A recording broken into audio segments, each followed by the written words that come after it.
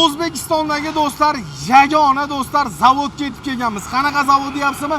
Ya'ni do'stlar armada pishig'ish ishlab chiqarish zavodi bo'ladi. Ko'rib turganlaringizdek do'stlar, batda hamma narsani Xitoy texnologiyasi bo'yicha ishlab chiqariladi.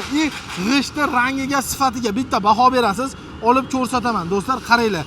Men ko'rganman, lekin qora g'isht ko'rmaganman. Men so'rasam aytishyapti, bu g'ishtda tarkibida ko'mir kukuni hamda do'stlar kaliy qo'shilar ekan. Ko'mir kukuni pechda pishirilganda yaxshi yonishiga, sho'r umuman chiqmasligiga yordam bersa, kaliy bo'ladigan bo'lsa, g'ishtni zichligiga hamda bardoshligiga yordam beradi. Sifatni ko'rib turibsizlar do'stlar, tekisligini standart g'ishtni do'stlar, qaranglar, armada hatto do'stlar o'zlarining brendlarigacha urib chiqarib beriladi.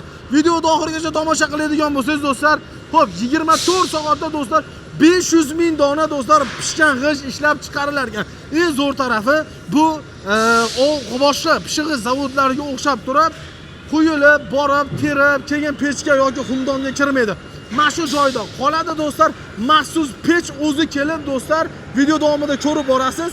Pishgan g'ishtlarni ustidan do'stlar kelib shuni o'zini pishirib ketaveradi va tayyor pishgan g'isht ishlab chiqariladi do'stlar. Ob'yomdan umuman muammo yo'q.